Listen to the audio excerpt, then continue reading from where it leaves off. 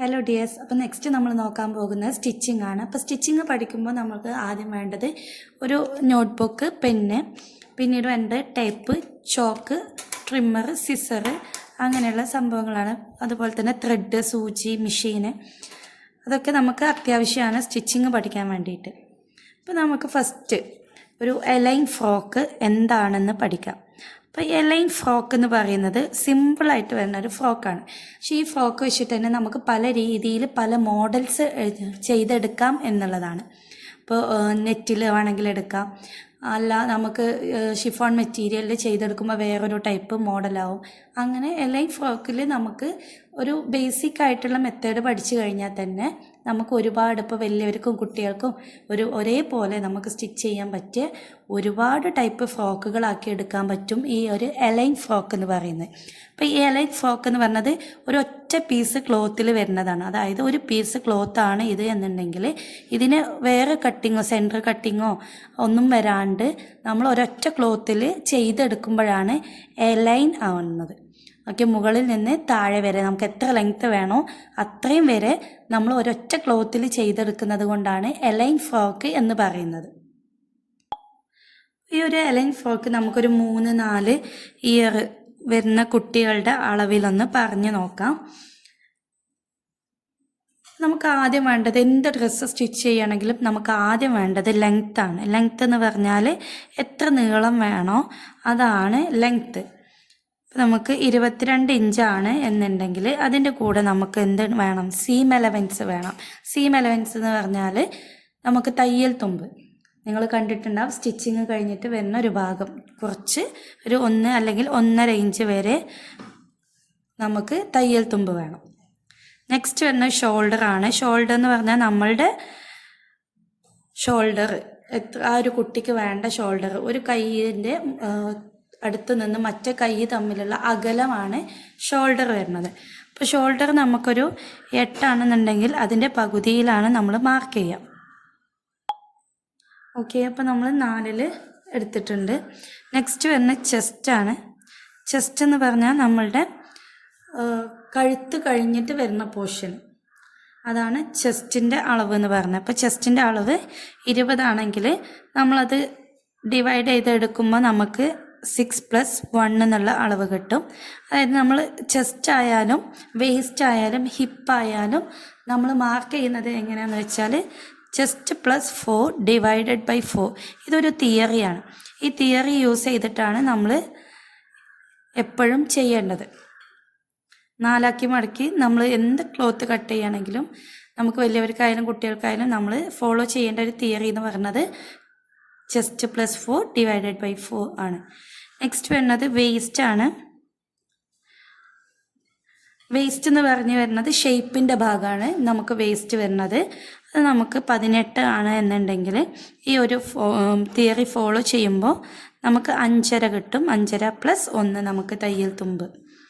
Next വരുന്നത് ഹിപ്പാണ്. അപ്പോൾ hip വലിയവർക്ക് നമ്മൾ എലൈൻ ഫ്രോക്കൊക്കെ സ്റ്റിച്ച് ചെയ്യുമ്പോഴാണ് ഹിപ്പിൻ്റെ അളവ് എടുക്കുക. കുഞ്ഞു മക്കൾക്കൊന്നും നമ്മൾ ഹിപ്പിൻ്റെ അളവ് സാധാരണ രീതിയിൽ എടുക്കാറില്ല.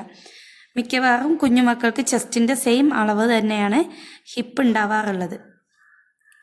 നെക്സ്റ്റ് വരുന്നത് ബാക്ക് നെക്ക്, അതുപോലെ ഫ്രണ്ട് നെക്ക്.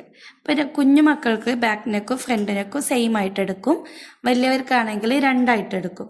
നമുക്ക് വേണമെങ്കിൽ എങ്ങനെ വേണമെങ്കിലും എടുക്കാം. ബാക്ക് നെക്ക് ചെറുതായിട്ട് ഫ്രണ്ട് നെക്ക് വലുതായിട്ട് എടുക്കണമെങ്കിൽ അങ്ങനെ എടുക്കാം.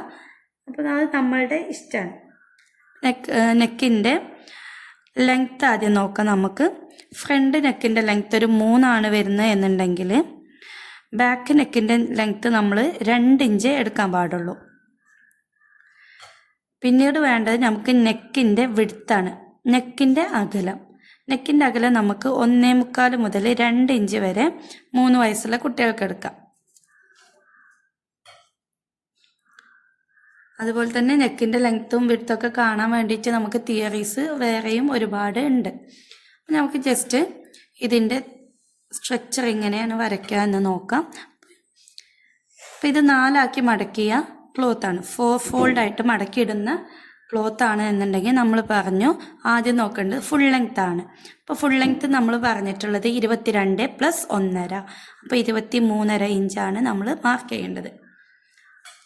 നെക്സ്റ്റ് നമ്മൾ നോക്കേണ്ടത് ഏത് ഡ്രസ്സിനായാലും ഷോൾഡറാണ്. അതായത് ഈ ഒരു വശത്തു നിന്ന് ഇങ്ങോട്ടേക്കാണ് ഷോൾഡറിൻ്റെ അളവ് വരുന്നത്. അപ്പോൾ ഷോൾഡർ അതുപോലെ നെക്ക്, ഷോൾഡർ വരുന്നത് നമുക്ക് 4 ഇഞ്ചാണ്.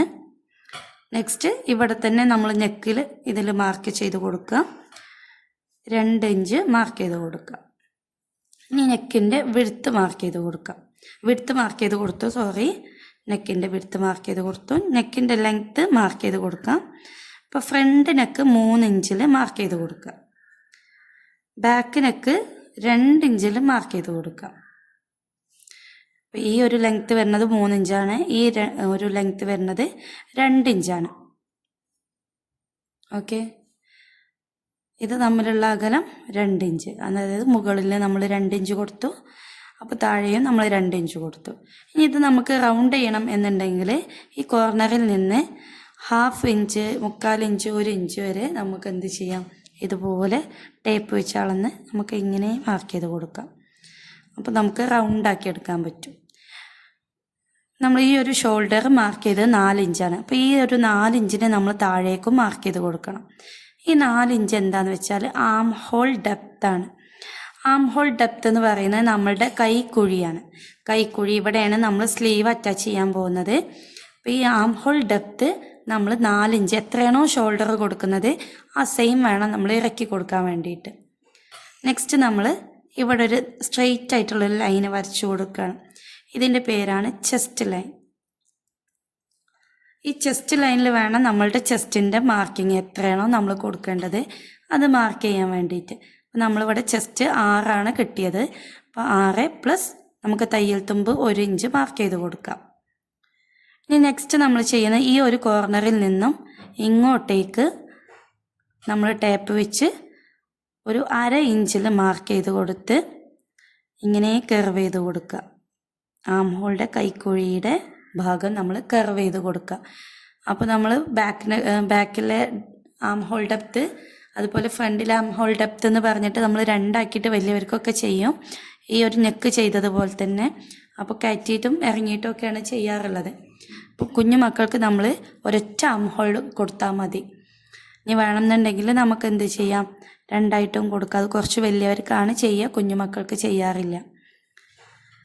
ഇനി നെക്സ്റ്റ് നമ്മൾ ചെയ്യുന്നത് നമ്മളുടെ ഹിപ്പിൻ്റെ അളവെടുക്കുക. അതായത് മുകളിൽ നിന്നും ഹിപ്പ് എന്ന് പറഞ്ഞാൽ ഇടുപ്പ് വശമാണ്. അതായത് അരക്കെട്ട്, ഇടുപ്പ് വശം എന്നൊക്കെ പറയും. ആ ഒരു ഭാഗത്തെ അളവ് നമ്മൾ 6 ഇഞ്ചാണ് ഇവിടെ പറഞ്ഞിട്ടുള്ളത്. അപ്പോൾ നമ്മൾ ഈ ഒരു ഹിപ്പ് ഇവിടെ കണ്ടിട്ടുണ്ട്. ഹിപ്പ് നമ്മൾ അളവെടുത്ത് കഴിഞ്ഞാൽ ഈ ഒരു ആം ഹോളിൻ്റെ ഈ ഒരു ഭാഗവും ഹിപ്പും തമ്മിലുള്ള അകലം നോക്കുക. എത്ര അകലാണ് നമുക്ക് കിട്ടുന്നത് എന്ന് നോക്കുക. ഇതിൻ്റെ പകുതിയിലാണ്, ഇപ്പോൾ ഒരു 10 ഇഞ്ചാണ് നമുക്ക് കിട്ടിയിട്ടുള്ളത് എന്നുണ്ടെങ്കിൽ ഇതിൻ്റെ പകുതിയിൽ നമ്മളൊരു മാർക്കിങ് കൊടുക്കുക, 5 മാർക്കിങ് കൊടുക്കുക. അവിടെയാണ് നമ്മൾ വേസ്റ്റ് അല്ലെങ്കിൽ ഷേപ്പ് മാർക്ക് ചെയ്യേണ്ടത്. അപ്പോൾ ഒരു 5.5 ആണെന്ന് വിചാരിക്കുക. ഇവിടെ നമ്മൾ 5.5 കൊടുത്തിട്ടുള്ളത്, 18 കിട്ടിയപ്പോൾ.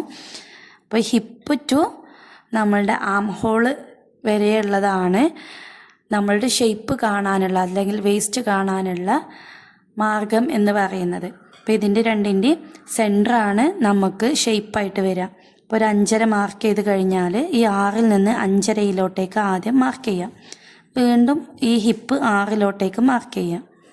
അതുപോലെ തന്നെ 1 ഇഞ്ച് നമ്മൾ ഇവിടെയും കൊടുക്കണം, തയ്യൽ തുമ്പ് 1 ഇഞ്ചിനെയും മാർക്ക് ചെയ്ത് കൊടുത്തു.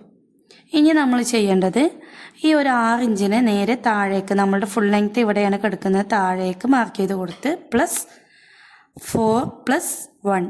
ഈ 4 എന്ന് പറഞ്ഞത് ലൂസാണ്, നമുക്ക് ഫ്ലയറായി നിൽക്കാൻ, അല്ലെങ്കിൽ ഫ്രോക്ക് ഫ്ലയറായി നിൽക്കാനുള്ള അളവാണ് 4 എന്ന് പറയുന്നത്. അപ്പോൾ ഈ 6 നമ്മളുടെ ഹിപ്പിൻ്റെ അളവാണ്.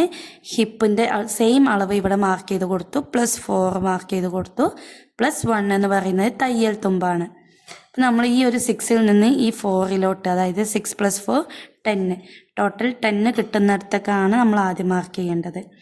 പിന്നീട് ഈ 1-നെയും മാർക്ക് ചെയ്ത് കൊടുക്കുക. അപ്പോൾ നമുക്ക് ഇങ്ങനെയുള്ള ഷേപ്പ് കിട്ടും. ഇനി നമ്മൾ ചെയ്യേണ്ടത് ഈ ഒരു കോർണറിൽ നിന്ന് ഇങ്ങോട്ടേക്ക് ഒരു 1/2 ഇഞ്ച് മാർക്ക് ചെയ്ത് കൊടുത്ത്, അല്ലെങ്കിൽ 1 ഇഞ്ച് മാർക്ക് ചെയ്ത് കൊടുക്കുക വലിയവർക്കൊക്കെ. ഇനി നമ്മൾ ഇതുപോലെ കർവ് ചെയ്ത് കൊടുക്കുക. ഓക്കെ, ഇതുപോലെ ഒന്ന് ഷേപ്പ് ചെയ്ത് കൊടുക്കും. ഇതാണ് എലൈൻ ഫ്രോക്ക് എന്ന് പറയുന്നത്. ഒരൊറ്റ പീസിൽ നമ്മൾ കട്ട് ചെയ്തെടുക്കുന്നതാണ് എലൈൻ ഫ്രോക്ക്.